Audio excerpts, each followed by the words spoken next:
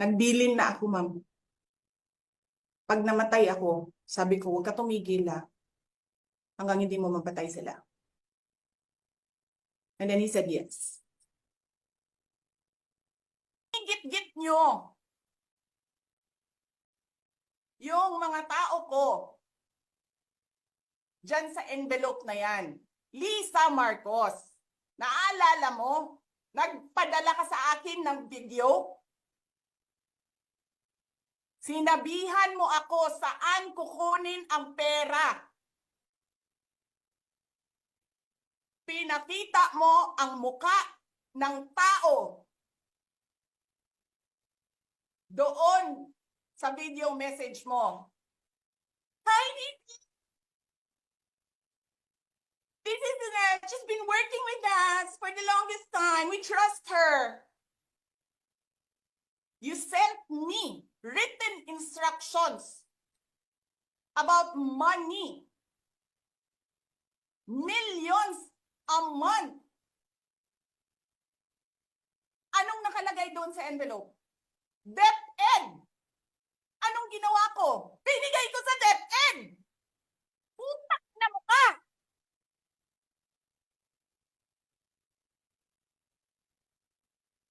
Wala ka ngang posisyon sa gobyerno, namimigay ka ng pera ng gobyerno eh. Sisirain mo yung tangal ng mga kasama ko sa Office of the Vice President. Sasabihin niyo sa mga tao, nakaw yan, confidential funds yan. Niwala nga kayong isang proof na confidential funds yan. Naniwala lang kayo sa isang babae na ang pangalan ay Gloria Mercado na nagsabi confidential funds yan, na hindi nyo nga nilabas na wala pang confidential funds, meron ng white envelope.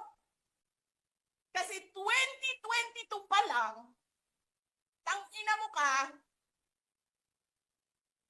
may utos na ng pera sa DepEd. Tapos kami yung nagsisinungaling? Nagpipigil ako eh. Kasi gusto ko lang magtrabaho. Gusto ko lang tapusin nyo na yung ng show ninyo dyan sa House of Representatives para makabalik na kami sa trabaho namin.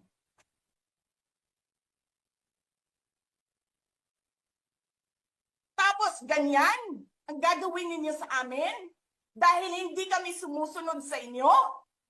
Dahil ayaw na namin tumulong sa inyo?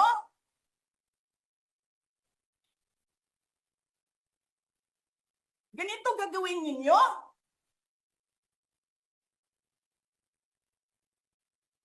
Presidente ka, may speaker ka na involved sa bribery ng Supreme Court justices. May video, may kaso, may witnesses. Hindi mo tinanggal yung speaker mo. Pinabayaan mo siya abusuhin ang pera ng bayan. Paikot-ikot sa buong bansa, namimigay ng pera na para bang kanya yung pera.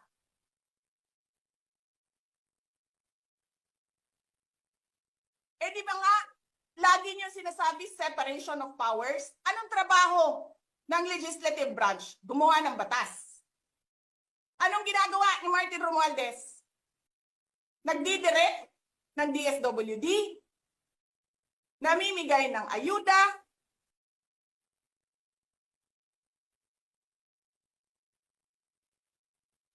nagsasabi kung anong bibigay, anong ibibigay, anong gagawin, sino ba ang presidente dito?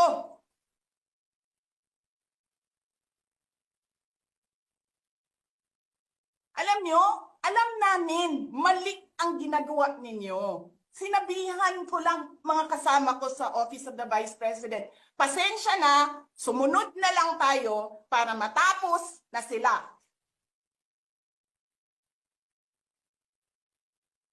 Tapos ganito ang gagawin ninyo? Alam namin, walang contemptuous doon sa ginawa ni Yusek Lopez? Wala. Lahat ng tanong, sinagot niya. Pumunta siya. Maayos siya kumausap. And then sasabihin ninyo sa amin, bakit kami susulat sa COA? Bakit hindi kami susulat sa COA? Hindi tapos ang appeal namin. Hindi tapos ang audit namin. Tapos buhag-hag na ninyo dihaktanan ang gisubmit namo sa COA.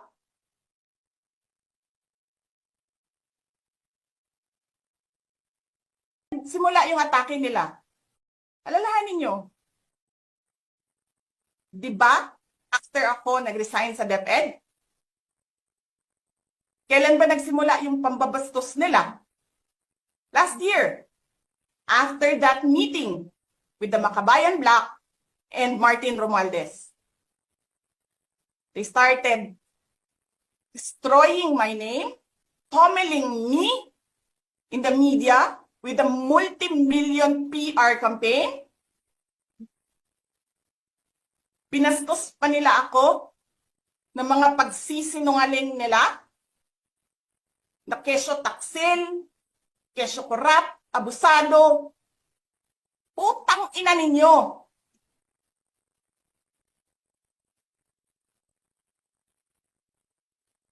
Sino ang korap? Yung mga congressman na yan na nag-hearing, anong sinasabi nila? Pagkatapos, pag na-off na ang mic, pag wala ng media, pasensya na kayo ha.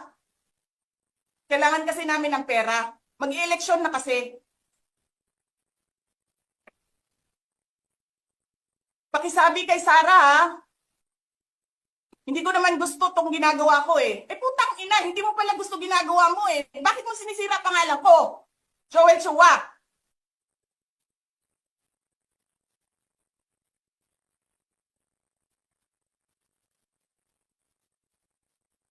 Ganyan. Ganyan ang bansa.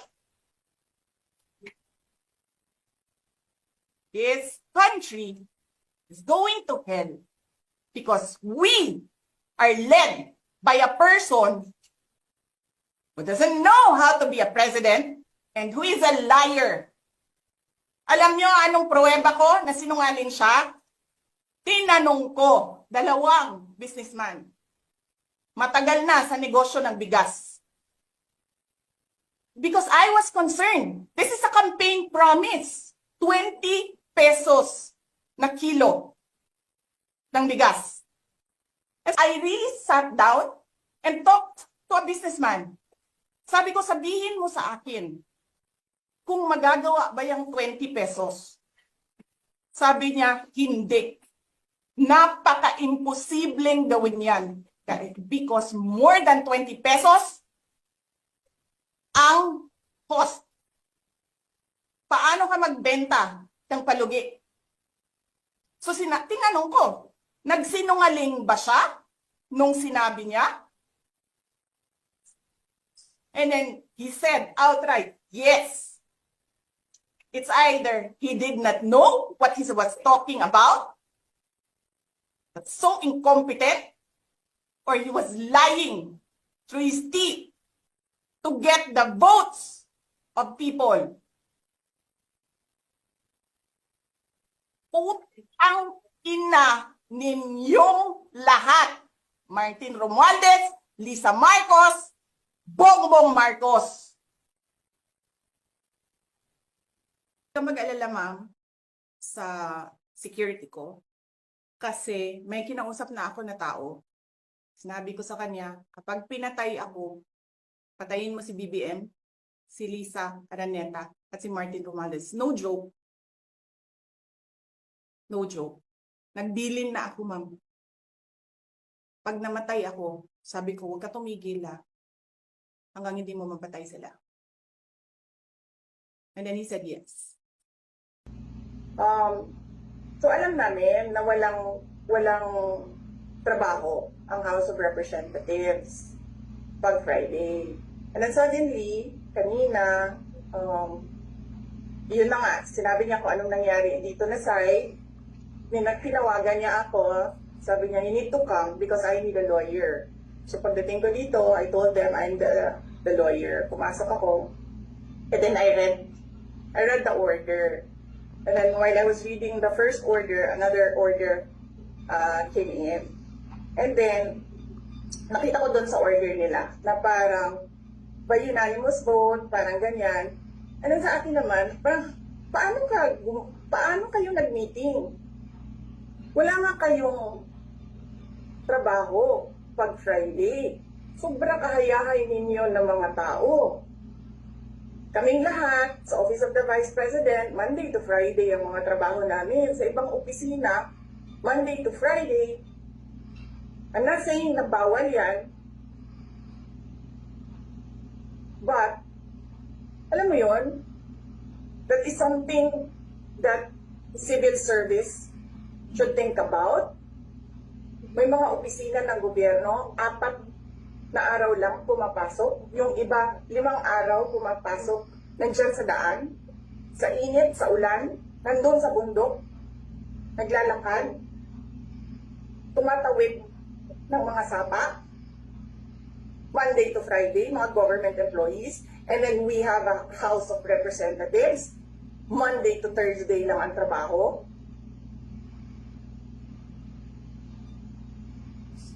The civil service, we think that ganyan. So anyway, wala sila. Wala silang trabaho.